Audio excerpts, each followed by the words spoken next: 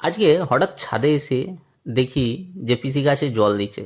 ছাদে আমি অনেকগুলো গাছ বসিয়েছি, অ্যাকচুয়ালি আমার কাকিমা বসিয়েছে, তো আমি এখানে লিটারেলি মাঝে মধ্যে আসি একটু টাইম স্পেন্ড করার জন্য। তো হঠাৎ কি খেয়াল গেল, দেখি কী ধরনের গাছ বসিয়েছে।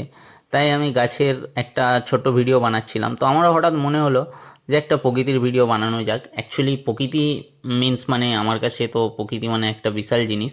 বাট আমি খুব একটা গাছপ্রেমী নয়, তো আমার কাকিমা গাছপ্রেমী, তো ছাদে বিকালবেলা একটু টাইম পাস করতে উঠেছিলাম। তো তাই দেখি যে খুব সুন্দর লাগছে, একটা ফুল ধরেছে, এটা ক্যাকটাস গাছের মতো দেখতে মনে হচ্ছে, বাট আমি ঠিক জানি না এগুলো কি গাছ আছে, কারণ গাছ সম্বন্ধে আমার অতটা আইডিয়া নেই, কারণ আমি তো ফুলের প্রতি অতটাও ইন্টারেস্টেড নয়। অ্যাকচুয়ালি আমি প্রকৃতিপ্রেমী বলতে বলতে পারো আমি পাহাড় এবং সমুদ্র খুব ভালোবাসি। তো সেই হিসাবে ওটা একটা প্রকৃতির অংশ।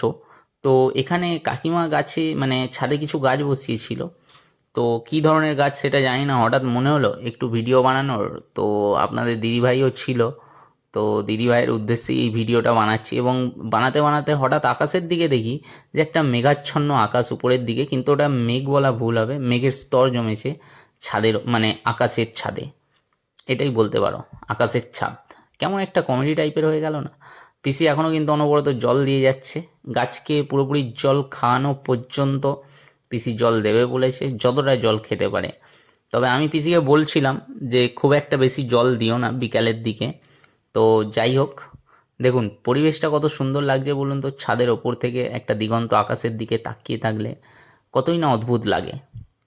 তারপর হঠাৎ পিসি ওখানে জল ভরে রেডি করলো, তো আপনাদের অল্প দিদিভাইও অল্প ছিল দেবে এই সঙ্গে। ওই টবগুলোতে।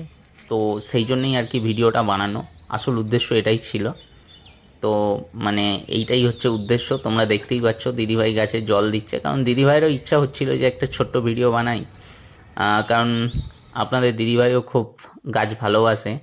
তো লিটারেলি ও গাছে জল দেয়া শুধু আজকে বলে না, ও রেগুলার বেসিসে করেও।